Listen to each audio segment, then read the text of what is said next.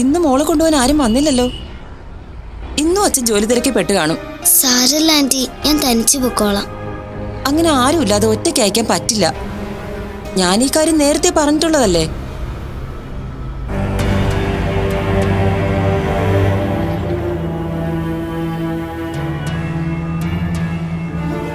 എന്നാ എന്നെ കൊണ്ടുവിടോ? എന്നും ഇങ്ങനെ കൊണ്ടുവിട്ടാ സമയം പോവില്ലേ മോളെ? വീട്ടിൽ നിന്ന് ആരെങ്കിലും വന്ന് നിൽക്കാൻ പറയണം.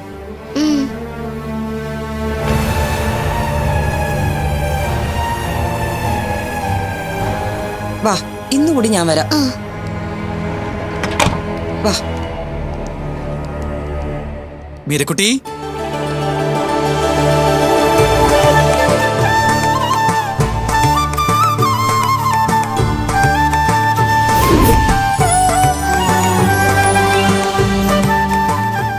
കണ്ണേട്ടൻ വന്നല്ലോ.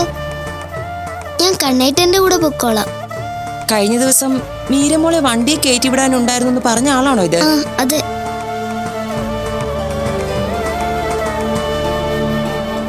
നിങ്ങൾ ആള് കൊള്ളാലോ. അന്ന് ബസ് വന്നപ്പോഴും ഇവിടെയില്ല, ഇപ്പോഴും ഇവിടെയില്ല. ഇനി ഇത് പറ്റില്ല കേട്ടോ. മീരമോളെ കൊണ്ടുപോകുമ്പോഴും കൊണ്ടുവരുമ്പോഴും ഇവിടെ നിൽക്കണം. ശരി, എന്ന് ചേച്ചി പൊക്കോളൂ.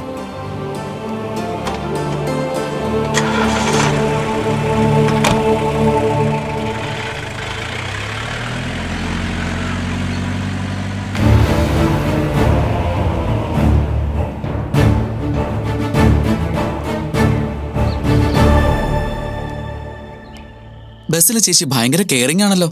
അതെ, പാവം ചേച്ചിയാ. മീരക്കുട്ടി നന്നായി പഠിക്കുന്നുണ്ടോ? എനിക്കിപ്പോ നന്നായി പഠിക്കാൻ പറ്റുന്നില്ല കണ്ണേട്ടാ. അതെന്താ? എനിക്ക് എപ്പോഴും അമ്മയെ കാണാൻ തോന്നും.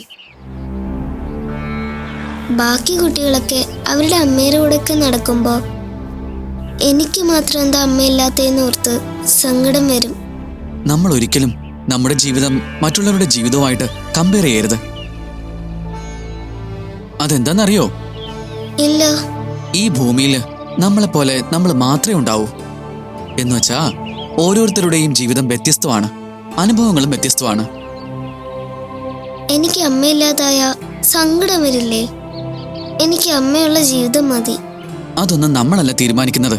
പിന്നെ ആരാ തീരുമാനിക്കുന്നത്? അതെല്ലാം പണ്ടേ തീരുമാനിക്കപ്പെട്ടതാണ്.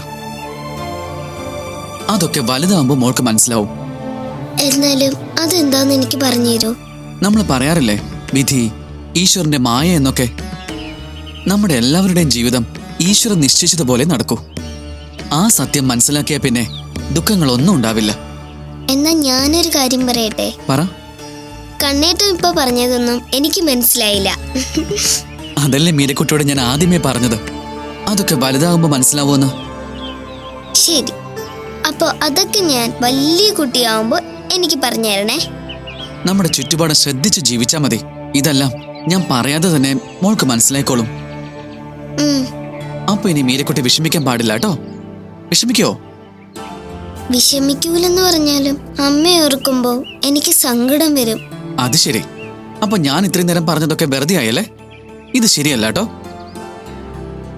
എന്നാ ഞാൻ വേറൊരു കാര്യം പറയട്ടെ. എന്താ? മീരക്കുട്ടിയെ നോക്കാൻ ചിലപ്പോ വേറൊരു അമ്മ വന്നൂന്നിരിക്കും. വേറൊരു അമ്മയോ? അതെ. അതാരാ? എവിടെന്നാ വരുന്നേ? അതൊക്കെ വരും. കണ്ണിട്ടെന്റെ ഒരു ഊഹം പറഞ്ഞേ ഉള്ളൂ. വേണ്ട, എനിക്ക് എന്റെ അമ്മ തന്നെ മതി. മീരക്കുട്ടിയുടെ അമ്മയ്ക്ക് ഇനി വരാൻ പറ്റില്ലല്ലോ.